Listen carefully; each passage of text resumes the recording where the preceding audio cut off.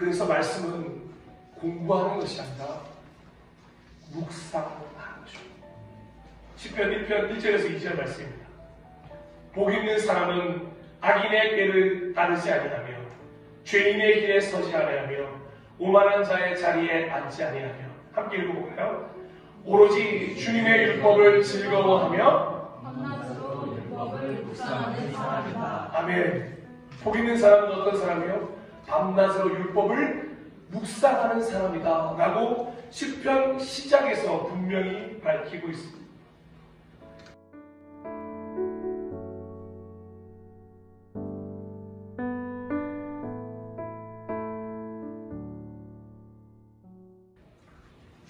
개인적으로 한 해 중에 특히 교회의 절기 중에 저한테 가장 인상적인 주간이 언제냐고 물어본다면 저는 종려주일입니다.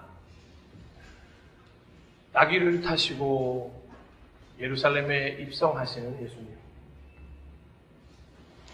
그 나귀를 타신 이유는 겸손의 왕의 모습이시고, 그리고 그 나귀를 타시고 예루살렘에 오신 이유는 죽을 수밖에 없는 우리를 위해서 십자가를 지기시기 위해서 오셨던 그날입니다. 물론 부활주일도 의미가 있고 고난주간도 의미가 있습니다만 예수님이 우리를 친히 찾아오셨던 이 종려주일이 저에게는 굉장히 의미가 있는 날입니다. 사랑하는 여러분, 오늘도 말씀이신 예수님이 종려주일 그날처럼 우리를 찾아오는 역사가 가득하시기를 소망합니다.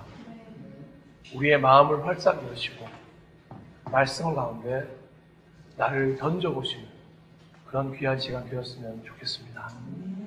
특별히 느헤미야서 말씀을 계속 나누고 있는데 느헤미야 13장 1절에서 3절 말씀, 특히 3절을 본문으로 해서 그런 성경 공부라면 그만하셔야 합니다 라는 제목으로 짧게 말씀을 나누겠습니다. 우리 13장 3절 말씀만 우리 다 함께 다시 한번 읽어볼까요? 13장 3절입니다. 백성은 이 율법의 말씀을 듣고 섞여서 사는 이방 무리를 이스라엘 가운데서 모두 분리시켰다. 아멘. 특히 성경에 따옴표, 쉼표가 나올 때는 반드시 주목하셔야 합니다. 왜냐하면 앞과 뒤를 연결해주는 가장 큰 원인이 될 수 있기 때문입니다. 섞여서 사는 이방 무리를 이스라엘 가운데서 모두 분리시켰던 이유는 한 가지였습니다. 백성이 율법의 말씀을 들었기 때문입니다. 이 들음이 오늘 우리 모두에게 있기를 소망합니다. 그래서 오늘 아주 중요한 전제를 하나 나누고자 합니다. 어쩌면 오랜 시간 스리슬쩍 맞는 것 같아 보여서 굳이 확실하게 하지 않은 점이기도 합니다. 하지만 그렇게 확실하게 하지 않다 보니까 너무도 안타까운 일이 많이 일어났고 생겨났기에 오늘 저는 확고하게 한 가지를 말씀드리고자 합니다. 우리는 우리의 힘으로 결코 말씀을 깨달을 수 없습니다. 우리가 아무리 노력하고 우리가 아무리 공부하고 아무리 열심을 내서 많은 시간 성경, 즉 하나님의 말씀에 대해 공부한다고 해도 우리의 힘으로는 절대 말씀을 깨달을 수가 없습니다. 너무도 많은 이들이 성경을 공부하면서 자신의 힘으로 성경을 깨달은 것처럼 이야기합니다. 자신에게만 주신 말씀이 있다고 하고 자신이 공부해서 깨닫게 된 내용이 있다고 이야기합니다. 저 역시 그런 실수를 저지른 적이 있기에 솔직한 마음으로 이렇게 토로하고 싶습니다.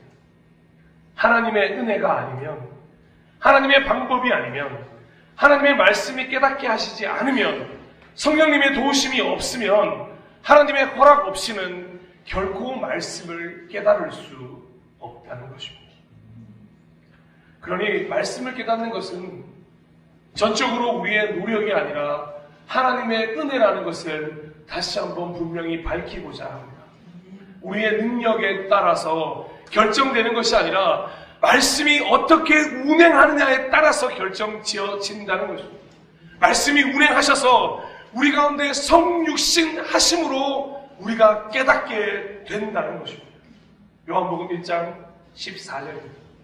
그 말씀은 육신이 되어 우리 가운데 사셨다. 우리는 그의 영광을 보았다. 그것은 아버지께서 주신 외아들의 영광이었다. 그는 은혜와 진리가 충만하였다. 아멘. 그 말씀이 어떻게 해요? 육신이 되어 눈에 보이는 어떤 것이 되어 우리와 함께 사셨다. 할렐루야. 이 축복이 우리 가운데 있기를 소망합니다.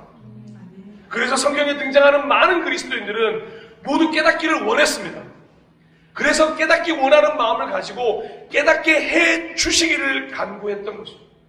소위 기독교에는 득도라는 말이 존재하지 않는다는 것이죠. 온전히 하나님의 말씀이 깨닫게 해주셨다는 거고, 그래서 하나님의 말씀 앞에 모두가 평등할 수 있다는 것이죠. 지식의 여부, 배움의 여부에 따라 누군가는 하나님의 말씀을 더 많이 알고 누군가는 더 말씀을 적게 아는 것이 아니라 누구나 말씀의 마음을 열고 말씀이 나에게 말씀하실 때 그 말씀이 모든 이들에게 공평하게 허락되어진다는 것입니다. 그러니 나이와 배움과 그 어떤 영역을 뛰어넘어 하나님의 말씀은 말씀을 깨닫기를 원하는 누구에게나 주어진다는 것입니다. 어떻게 주어질 수 있습니까? 그래서 말씀은 공부하는 것이 아니라 묵상하는 것입니다. 시편 1편 1절에서 2절 말씀입니다.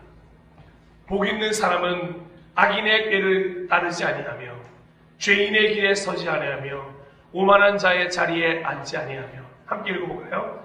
오로지 주님의 율법을 즐거워하며 밤낮으로 율법을 묵상하는 사람이다. 아멘. 복 있는 사람은 어떤 사람이요? 밤낮으로 율법을 묵상하는 사람이다 라고 시편 시작에서 분명히 밝히고 있습니다. 읽은 말씀에 대해서 단어가 어떻고 내용이 어떻고 문법이 어떻고 어원이 어떻고 그 말씀을 해체시켜서 이해하려는 노력이 아니라 그 말씀 자체를 묵상, 히브리어로 말하면 하가해야 한다는 것입니다. 하가는 묵상이라는 단어의 히브리어로 총 3가지 뜻을 가지고 있습니다. 제가 정리를 하려고 했는데 인천 도함공동체교회 이진호 목사님께서 뉴스앤조이에 잘 정리한 게 있어서 3가지를 짧게 나누고자 합니다. 다시 한번 말씀드립니다만 묵상은 히브리어로 하가입니다. 하가는 일반적인 히브리어로 말을 사용할 때는 단지 마음으로 음미하고 생각한다는 것을 의미한다고 합니다. 그런데 이 하가라는 단어가 성경에 들어오게 되면 완전히 다른 뜻을 가지게 되고 훨씬 더 성숙한 뜻을 가지게 되는데 첫 번째로는 바로 읍조리다라는 뜻입니다.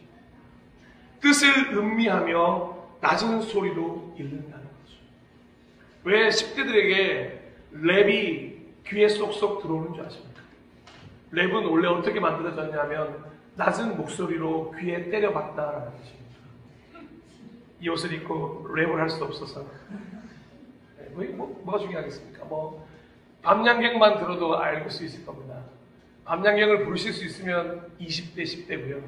못 부르시면 40대 이상이라는 말이 있을 정도로 낮은 목소리로 읊조린다는 게 굉장히 어렵고 힘든 겁니다.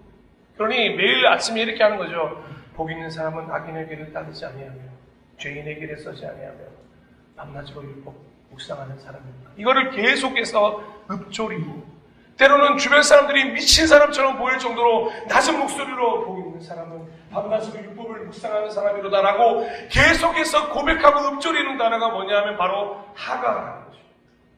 이건 당시에 책을 보는 보편적인 방법이었다고 합니다. 책이 흔하지 않은 시대에 그걸 반드시 머릿속에 집어넣어야 되고 기억해야 할 시대에 다른 방법으로 머리에 기억한 게 아니라 낮은 읊조림으로 계속해서 반복함으로 머리에 기억했다는 거죠. 하나님의 말씀도 마찬가지였습니다. 성경이 이렇게 쉽게 보급된 게 아니었기 때문에 말씀을 한 구절 들으면 그 말씀을 가지고 밤새 읊조리고 아침에 일어나 읊조리고 낮에 읊조리고 식사한 후에 읊조리는 그 읊조리는 하가가 있었다는 거죠. 그리고 뜻밖의 하가의 두 번째 뜻은 으르렁거리다라는 뜻을 가지고 있습니다. 맹수가 사냥감을 앞에 두고 으르렁거리는 것을 의미합니다. 하나님 말씀을 왜 으르렁거리며 묵상한다고 표현하는 것인가? 시편 1편에 그 답이 나와 있는데 시편 1편에는 복 있는 사람만이 아니라 악인도 죄인도 오만한 사람도 여러 가지 사람들이 등장합니다. 그렇게 악인과 죄인과 오만한 사람들이 허다한 이 세상 가운데 하나님의 말씀을 가지고 사는 게 단순히 납게 읊조리는 그 읊조림을 뛰어넘어서 그 사람들과 대적하여 싸워 이기기 위해서 정말로 으르렁거리는 마음으로 죽을 것을 알기 때문에 필사적으로 상대방과 싸우기 위해 이 말씀을 묵상 으르렁거린다는 뜻입니다. 세상의 법칙에 금방이라도 넘어가고 사람의 말에 금방이라도 현혹되는 게 우리 마음인지라 우리 마음 안에 이 으르렁거림이 없다면 이 맹수의 그 뜨거운 심장이 없다면 우리는 금방 쓰러지고 넘어지기 때문입니다. 그래서 하나님은 묵상을 하갈을 말씀하시면서 이 말씀을 들고 말씀으로 치열하게 말씀을 먹고 말씀으로 치열하게 싸우고 말씀으로 인해 살아야 한다고 으르렁거린다는 뜻을 두 번째로 말씀하셨습니다. 세 번째로 하갈의 의미는 하나님의 말씀을 묵상하는 것이 내 삶과 상관없이 그저 음미하고 으르렁거리는 것이 아니라 내 삶의 구체적인 현실에 대해서 내가 닥친 문제에 대해서 내가 속해 있는 환경 속에서 내가 고민하는 어떤 선택의 문제에 대해 경영하고 일을 꾸미는 것을 의미한다는 것입니다. 그러니 이 묵상함으로 하나님의 말씀을 그냥 읽는 것 같아 보이지만 그 말씀이 내 삶 가운데 성육신하심으로 내 삶을 경영하고 내 삶을 꾸며가도록 그 말씀을 허용하고 허락한다는 것입니다. 하나님이 우리에게 말씀하시면 그 말씀이 나의 것이 되고 나에게 주어진 그 말씀으로 인하여 내가 살아갈 방법을 얻어간다는 것입니다. 그래서 주문 읽는 게 아니라 경전 읽는 게 아니라 어떤 그냥 기도문으로 끝나는 게 아니라 정말로 내 삶 속에서 이 말씀이 어떤 연관성을 가지느냐, 이 말씀이 내 삶의 현실과 어떤 연결이 되느냐, 두려움이 있을 때 두려워하지 말라라는 말씀만 찾는 게 아니라 그 모든 말씀이 내 삶과 연결되어 있다는 것을 읊조리며 으르렁거리며 내 것으로 만들어야 한다는 것입니다. 그러니 묵상하지 않으면 이 치열한 삶 속에서 나라고 하는 사람을 금방 잃어버릴 수밖에 없다는 것입니다. 나라는 그리스도인이 온전히 존재하기 위해서 말씀과 함께 해야 되는데 말씀이 나를 꾸미고 경영하지 않게 될 때 금방 나는 세상과 내 목소리에 빠져들게 된다는 것입니다. 이 세 가지 이유 때문에라도 우리는 하나님의 말씀을 묵상해야 합니다. 그러면 성경 공부한다는 말이 틀린 말이냐? 그런 뜻이 아닙니다. 성경 공부라는 단어를 사용하지만 그 성경 공부를 통해 우리는 말씀에 대해서 더욱더 깊이 묵상할 수 있어야 한다는 것입니다. 이 말은 할 수 있는 한 최대한 많은 시간 말씀을 읽고 묵상에 투자하는 것, 그것도 맞을 겁니다. 하지만 가장 중요한 게 뭐냐면 말씀을 그 어떤 것보다도 가장 소중하게 priority, 가장 우선순위에 둘 수 있냐가 이 묵상의 가장 중요한 핵심이라고 할 수 있다는 것입니다. 하나님의 말씀을 중요하게 생각하고 계시는 것입니다. 그리스도인들은 하나님의 말씀을 가장 중요하게 생각하는 중심을 가져야 하는 존재죠. 그래서 그 중심으로부터 하나님의 말씀이 가득 차서 하나님의 말씀으로 살아갈 수 있도록 우리의 중심을 하나님께 내어드리는 삶이 되는 것입니다. 2024년 저희 교회의 표어가 무엇입니까? 사랑과 관심을 실천하는 교회. 근데 그 사랑과 관심은 우리가 가질 수가 없어요.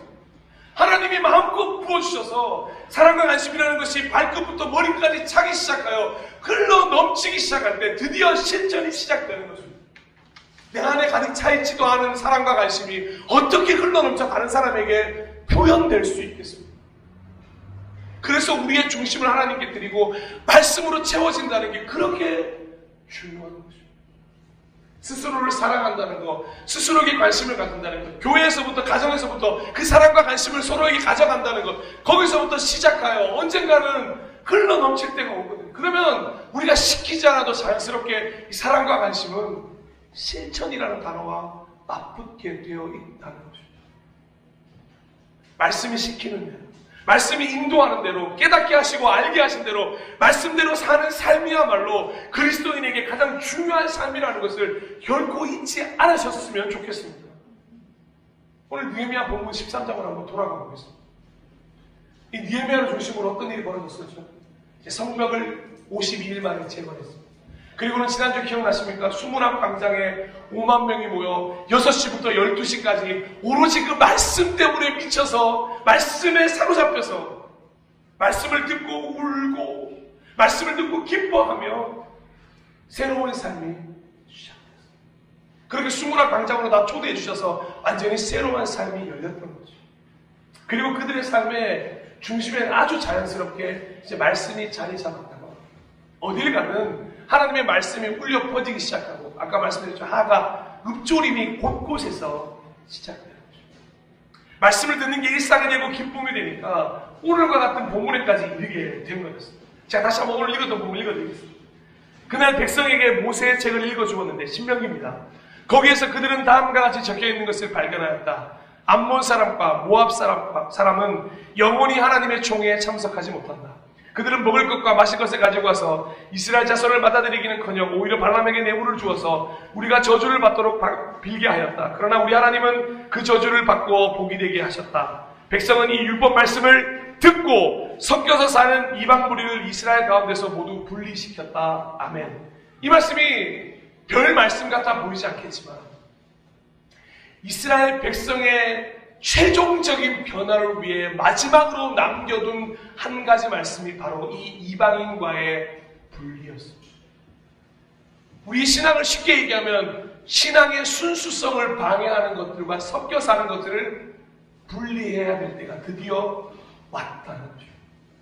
사실 아무리 말씀을 많이 읽고 있었지만 이 말씀을 이스라엘 백성들이 외면했다고 해요. 왜냐하면 지금 내 부인이 누굽니까? 암몬 사람입니다. 내 장인어른이 모압 사람이고 내 가족이 암몬 사람 모압 사람이다 보니 이 사람들을 다 쫓아내야 될 일이 있고 싶겠습니까? 아니요.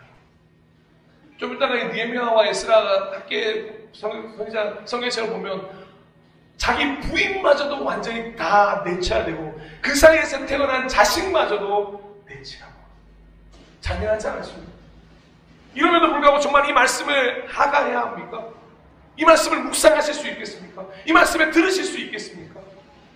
이 말씀이 정말 성육신하도록 나를 내어드릴 수 있겠습니까? 그런데 이스라엘 백성은 이 수문앞 광장에 나와왔던 이들은 그 말씀을 듣고 깨달았기에 말씀을 듣고 하나님의 마음을 깨닫고 무엇을 분리해야 하는지를 결정했다는 것입니다. 오늘 종료주일을 맞이한 우리 모두가 말씀이 우리 가운데 찾아오셨을 때 그 말씀을 들으시고 하나님의 마음을 깨달으시고 무엇을 분리해야 되는지 결정하는 오늘 주일이 되었으면 좋겠습니다. 순수를 회복하기 위한 행동을 실천하셔야 합니다. 그토록 오랜 시간 동안 정리하지 못하고 끌고 오던 그 악을 내가 너무도 사랑하고 그냥 옆에 두고 싶었던 그 악을 제거해야 할 때가 온 것입니다. 그걸 묵상하라고 하나님이 잔인하게도 말씀하시는 거죠. 그리고는 그들은 다시금 이 말씀을 기억했을 것입니다. 신명기 7장 16절입니다. 당신들은 주 당신들의 하나님이 당신들에게 넘겨준 모든 민족을 전멸시켜야 그들에게 동정을 베풀어도 안 되고 그들의 신을 섬겨서도 안 됩니다. 그것이 당신들에게 올가미가 될 것이기 때문입니다. 아멘. 지금 말씀을 듣고 있던 이 이스라엘 백성들이 이 올가미에 걸린 건 아니겠습니까? 그들은 전멸하지 않았습니다. 한 번도 여호수아가 부탁했음에도 불구하고 전멸하지 않았습니다. 여호수아 23장 12절에서 13절입니다. 만일 당신들이 이것을 어기고 당신들 가운데 살아남아있는 이 이방 민족들을 가까이 하거나 그들과 혼인관계를 맺으며 사귀면 주 당신들의 하나님이 당신들 앞에서 다시는 이 민족을 몰아내지 아니하실 것이라는 사실을 분명히 아십시오. 그들이 당신들에게 올무와 덫이 되고 잔등에 채찍이 되며 눈에 가시가 되어 끝내 당신들은 주 당신들의 하나님이 주신 이 좋은 땅에서 멸망하게 될 것입니다. 아멘. 이스라엘 백성들이 결국 멸망하고 그들의 나라가 잃어버렸던 이유가 무엇입니까? 하나님을 떠난 것이었죠. 하나님은 왜 떠났습니까? 하나님이 전멸하라고 했던, 섞여 살지 말라고 했던 그 이방인들을 사랑하고 그들의 신을 섬김으로 말미암아 그가 올무가 되고 덫이 되고 눈에 가시가 되어 결국에는 그 좋은 땅에서, 그 약속의 땅에서 멸망할 수밖에 없었던 것입니다. 왜 이 말씀을 다시 주셨겠습니까? 어렵게 성벽을 재건했습니다. 좀 있으면 이스라엘에서 40몇 년 만에 성전이 재건되는 역사가 나타납니다. 그런데 우리 인간이 얼마나 어리석은지라 똑같은 역사를 반복하게 됩니다. 똑같이 버리지 못할 것들을 그대로 가지고 있는 존재이기 때문에 여러분들에게는 없으십니까? 예배가 회복되고 말씀 듣는 귀가 회복되고 기도도 회복되었고 제법 괜찮은 고난주간을 보내고 제법 괜찮은 종료주일을 보냈습니다. 그런데 여전히 여러분에게 정말로 순수로 나아가야 될 그것을 가로막는 혼합된 것은 없으십니까? 섞여 사는 무리는 없으십니까? 그걸 과감히 제할 말씀 묵상을 시작할 용기가 있으십니까? 하나님의 말씀은 우리에게 필요한 것이 무엇인지, 필요 없는 것이 무엇인지 분명히 깨닫게 하죠. 그래서 묵상이요, 좋으면서도 싫어요. 묵상하면 할수록 하나님이 그 마음을 주십니다. 저는 분명히 주신다고 생각해요. 그런데 그 마음을 주셨는데도 불구하고 내가 그걸 너무 사랑하기 때문에 그걸 버리지를 못하는 거죠. 그러면서 내 안에 싸움이 있다고 얘기합니다. 그걸 영적 전쟁이라고 표현을 해요. 아니요, 그건 영적 전쟁이 아니에요. 이미 그건 영적 패배입니다. 왜냐? 양보할 마음이 없거든요. 버릴 마음이 없기 때문에. 하나님이 분리하라 말씀하셨으면 묵상한 후에 과감히 버리시기를 축원합니다. 더 이상 가지고 있지 마십시오. 이스라엘 백성이 버렸던 거죠. 이스라엘 백성은 전멸하지 않았기 때문에 그 민족과 어울려 살기 시작했고 그 이방 민족과 혼인했고 결국에 그들의 문화에 빠져 완전히 멸망의 길에 들어섰다는 것, 그리고 또 반복할 수도 있다는 것을 우리는 절대 잊지 말아야 합니다. 특별히 하나님이 버리라고 하는 것은 반드시 버려야 하기 때문에 데살로니가전서 5장 22절에는 이렇게 기록되어 있습니다. 악은 어떤 모양이라도 사랑하는 여러분, 악은 모양을 가지고 있습니다. 악은 악 자체로 드러나지 않습니다. 악은 하얀 옷을 입은 천사처럼 나타나 우리를 괴롭혀요. 그 모양이라도 버리셔야 한다는 거죠. 골로새서 3장 8절은 이렇게 얘기합니다. 이제는 너희가 이 모든 것을 벗어버리라. 곧 분함과 노여움과 악의와 비방과 너희 입에 부끄러운 말이라. 이걸 한마디로 이렇게 얘기하더라고요. 불평의 입이라고. 불평하면 분함이 생깁니다. 억울하죠. 노여워집니다. 악의가 생기고요. 비방하게 되고요. 너희 입에 그 부끄러운 말들을 담게 되어 있습니다. 그래서 하나님은 뭐라고 얘기하셨죠? 항상 기뻐하라. 쉬지 말고 범사에. 이게 엔딩의 이유가 있지 않겠어요? 불평의 입을 제하고 감사로 가야. 불평의 입은 버리고 악은 모양이라도 버려야 합니다. 말씀이 우리를 깨닫게 하신다면 이 버림이 이제 순종이 되실 것입니다. 그런데 아직도 버리지 못하고 아직도 사랑하는 이유가 있다면 사실 말씀을 내가 깨달을 수 있다는 오만함과 교만을 통해서 아직도 조금도 변하지 못한 중심이 있다는 걸 우리는 자각해야 하는 것입니다. 사랑하는 여러분, 그래서요, 교회 다니는 게 힘들어요. 하나님을 믿는 게 불편합니다. 왜냐? 말씀은 변화가 필연적으로 동반되기 때문에 그렇습니다. 정말로 변하고 싶지 않아요. 아무것도 나를 건들지 않았으면 좋겠어요. 그런데 말씀은 찾아오는 순간 변화를 필연적으로 동반하기 때문에 우리의 삶을 아주 휘저어 놓습니다. 말씀을 깨닫게 되면, 말씀이 깨닫게 하시면 도저히 견딜 수 없는 회개의 심령이 일어날 수밖에 없는 거죠. 이 정체가 더 이상 용납이 되지 않는 거예요. 머리로만 아는 지식에서 머물러 있을 수가 없어서. 그래서 이 사도행전과 그 당시 때 예수님의 이 운동을 뭐라고 했냐면 지저스 무브먼트라고 할 수밖에 없었던 게 계속해서 변화 무브먼트가 일어날 수밖에 없었기 때문에. 사도행전 6장 7절에는 이런 기록이 있습니다.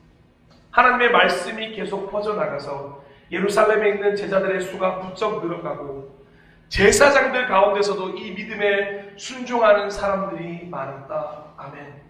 그들의 변화가 뭘로부터 시작했다고요?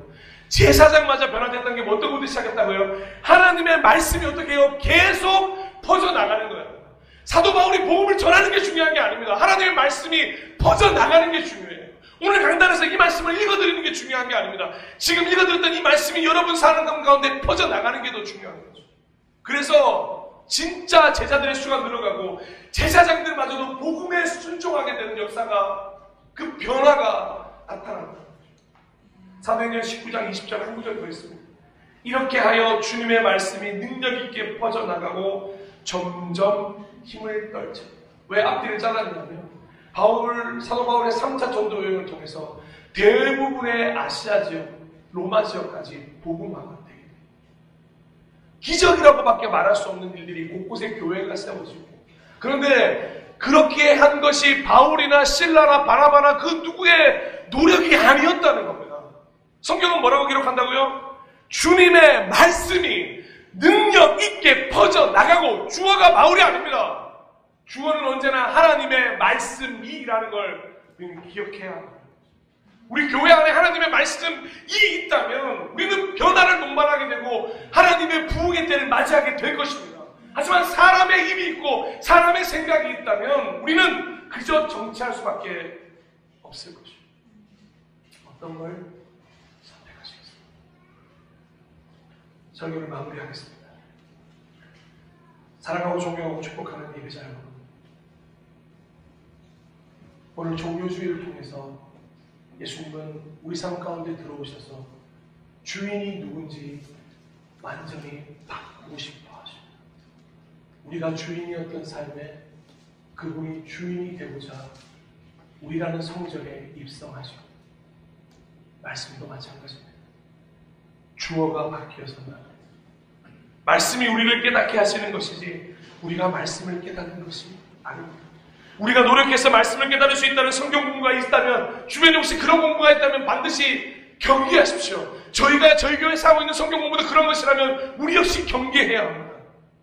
그런 성경 공부라면 그만하셔도 괜찮습니다. 오히려 여러분의 말씀 한 구절을 가지고 하가함으로, 묵상함으로 하나님이 깨닫게 하시는 은혜를 기다리셨으면 좋겠습니다. 그 기다림 속에서 하나님이 반드시 응답할 것을 저는 믿습니다. 그래서 그 깨달음을 통해서 우리 안에 불순물을 다 제거하시고 분리하시고 하나님의 방법으로 살아가는 새로운 삶이 시작되시기를 간절히 축원합니다. 그래서 느헤미야를 통해 성벽을 재건하신 게 목적이 아니었습니다. 느헤미야서의 진짜 목적이 뭔지 아십니까? 완전히 새로운 삶, 새로운 마음. 느헤미야는 그 사역에 성공했던 사람 중에 한 명이었다. 그렇게 새로운 삶을 열어주시는 분이 바로 우리 하나님이시라는 사실을 잊지 않고 그 하나님과 동행하셨으면 좋겠습니다. 마지막으로 당부드립니다. 결코 말씀보다 앞서지 마십시오. 말씀 위에 서지 마십시오.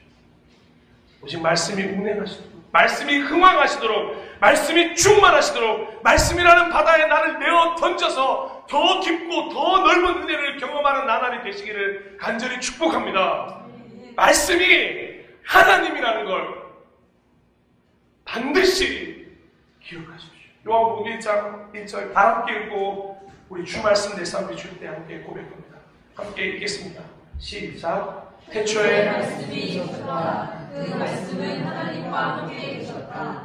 그 말씀은 하나님이셨다. 아멘. 말씀 앞에 순종하십시오. 그 말씀이 하나님이십니다. 오늘 그 말씀이 우리 삶을 비추기를 소망합니다. 우리 그런 마음으로 우리 사장님과 함께 주 말씀 내 삶 비출 때 고백합니다.